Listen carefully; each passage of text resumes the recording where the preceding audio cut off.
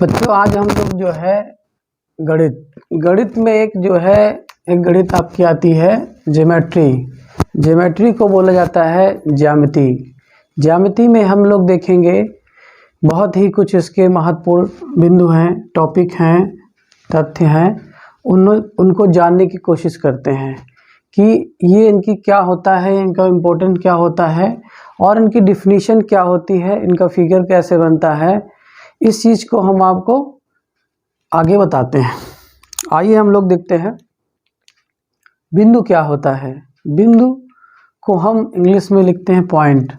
जैसे कि ये एक बिंदु है, ये बिंदु है क्या? अगर इसकी डिफिनीशन कोई कहता है ये बिंदु है क्या, तो ये आपका पॉइंट या बिंदु ऐसा बिंदु होता है जिसमें कोई डायमेंशन नहीं होती है। इसकी क्या होती है?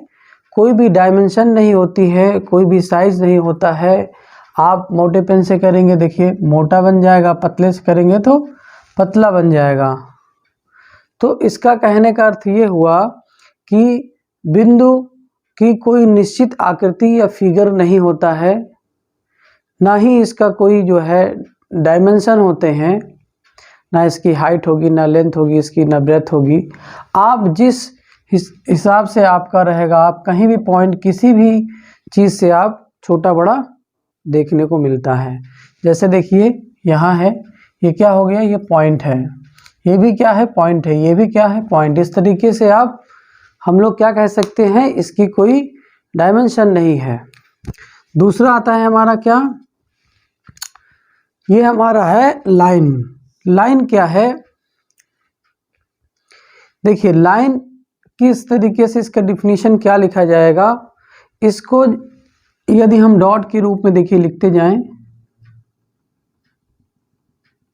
तो ये डॉटेड हो जाएगा। यदि इनको मिला दिया जाए तो क्या हो जाता है? ये लाइन।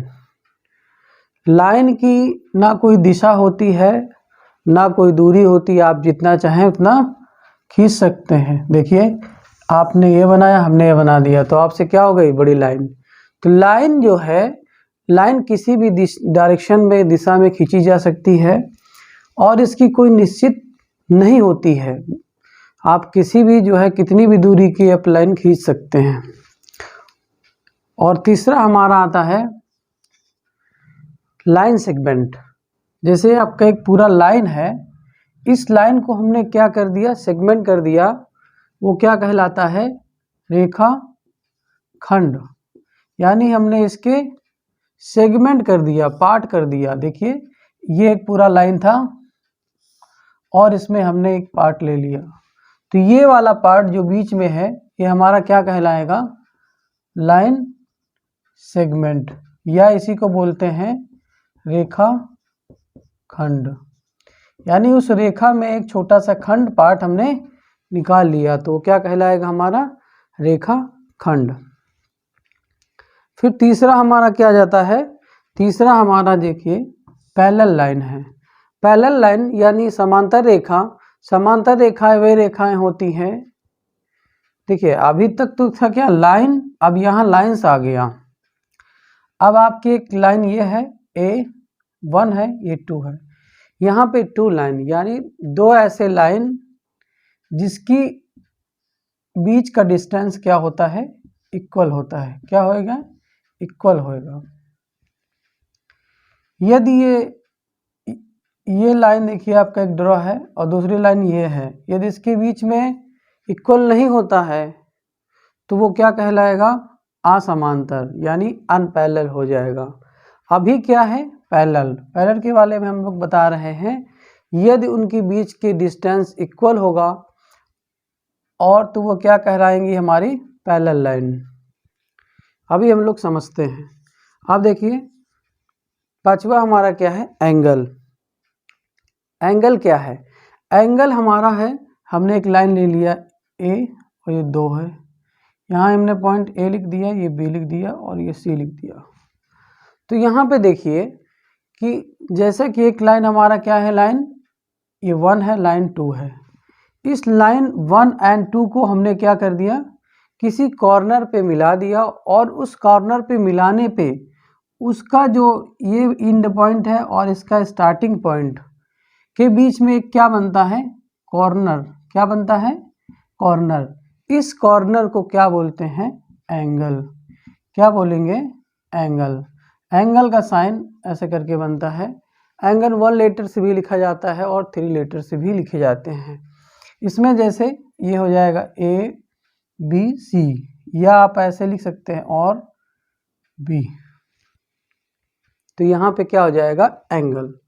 अब हम इसके देख लेते हैं कि टाइप्स ऑफ एंगल क्या होते हैं। अभी तक एंगल देखा, अब एंगल भी बहुत सारे इसके टाइप्स होते हैं। पहला हमारा होगा, पहला क्या होगा, फर्स्ट हमारा होता है न्यून कोण, यानी इसको इंग्लिश में क्या पढ़ेंगे हम, एक्यूट एंगल। एक्यूट एंगल वह एंगल है जो कि क्या होगा, 0 से तो बड़ा होगा बट 90 डिग्री से क्या होगा, छोटा होगा। जो ये 90 डिग्री है, इस 90 डिग्री से छोटा होगा और किससे बड़ा होगा, 0 से। 90 डिग्री से छोटा होगा और 0 डिग्री से बड़ा होगा। वो हमारा क्या कहलाएगा, न्यून कोण या एक्यूट एंगल कहलाएगा वो हमारा। सेकंड देखिए, ये हमारा क्या है, राइट एंगल। राइट एंगल क्या कहलाएगा, यदि हमारा ये एक लाइन है, इस लाइन पे यहाँ से लेकर आप एक एंगल ड्रॉ करेंगे, यदि एंगल हमारा 90 डिग्री का होता है तो वो हमारा क्या कहलाएगा, राइट एंगल। जैसे कि ये देखिए हमारा वाइट बोर्ड है, इस बोर्ड में एक यहाँ से लाइन आया है, दूसरा यहाँ से लाइन आया है, देखिए एक लाइन ये आया है और एक लाइन ये आया है। यदि इनके बीच का एंगल, कॉर्नर जहाँ पे मिलते हैं वो क्या आ जाएगा, 90 डिग्री, तो क्या कहलाएगा, वो हमारा राइट एंगल कहलाएगा। अब हम देख लेते हैं ऑब्ट्यूस एंगल क्या होते हैं। ये हमारा ऑब्ट्यूस एंगल है। ऑब्ट्यूस एंगल होगा, यदि ये हमारा 90 डिग्री आता था, 90 डिग्री से बड़ा होगा बट कितना होगा, 180 अंश से 180 डिग्री से लेस होगा, तो वो एंगल क्या कहलाएगा, ऑब्ट्यूस एंगल कहलाएगा। ऑब्ट्यूस एंगल को अधिक कोण कहलाएंगे। अधिक कोण वह कोण होगा जो 90 अंश से बड़ा होता है और 180 180 डिग्री से क्या होगा, लेस होगा, छोटा होगा। ठीक, 180 डिग्री से छोटा होगा और 90 डिग्री से क्या होगा, बड़ा होगा। अब हम देख लेते हैं 6 नंबर आपका है स्ट्रेट एंगल। स्ट्रेट एंगल क्या होते हैं, देखिए स्ट्रेट एंगल को हिंदी में बोलते हैं सरल कोण या रिज कोण बोलते हैं। आपने देखा होगा सरल होता है जो एक सीधे बैठा दो बैठा रहे और एक सीध में चलता रहे, तो वैसे भी हमारा स्ट्रेट एंगल है, उसको हमने क्या किया, एक लाइन ले लिया और ऐसे चला दिया, बिल्कुल सीधे वो चला गया। और देखिए उनके बीच में क्या बनता है, एक एंगल। वो एंगल क्या है, 180 डिग्री। सरल कोण वह कोण होता है जो 180 अंश का होता है, वो क्या कहलाता है, straight angle. Angle which is known as 180 degree is called straight angle. उसको क्या बोलते हैं, स्ट्रेट एंगल कहलाएगा। फिर उसी तरह हम देखते हैं क्या है, रिफ्लेक्स एंगल क्या होते हैं। बृहत कोण, बृहत कोण को बोलते हैं ऐसा कोण जो कि 180 से बड़ा हो और 360 से 360 क्या है, देखिए आपने स्ट्रेट गए तो क्या हो गया, 180।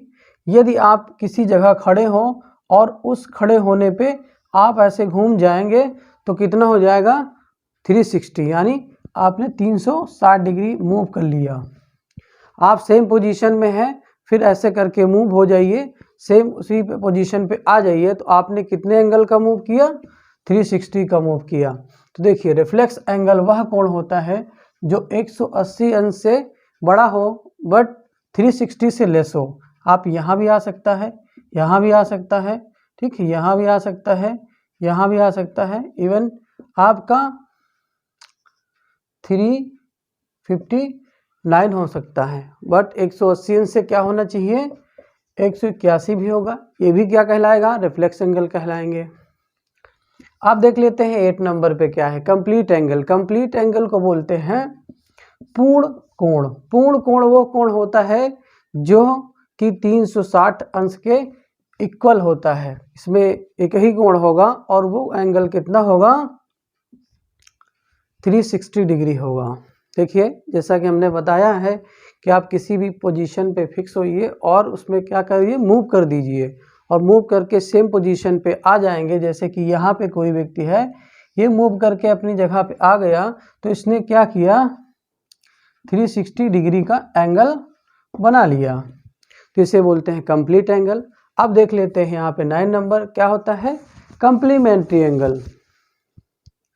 देखिए कंप्लीमेंट्री एंगल, ऐसे एंगल को हिंदी में बोलते हैं पूरक कोण। पूरक कोण वह कोण होता है जो दो कोणों का योग, यानी complementary angle is known as या सम ऑफ टू एंगल्स, ये फर्स्ट एंड सेकंड, इन दो एंगलों का टोटल सम ऑफ कितना होता है, 90 डिग्री, उसको क्या बोलते हैं, कंप्लीमेंट्री एंगल बोलते हैं। फिर देख लेते हैं 10 नंबर हमारा क्या है, सप्लीमेंट्री एंगल। ऐसे दो एंगल, अभी देखिए यहाँ पे दो भी एंगल है और यहाँ भी दो एंगल आएंगे सप्लीमेंट्री में।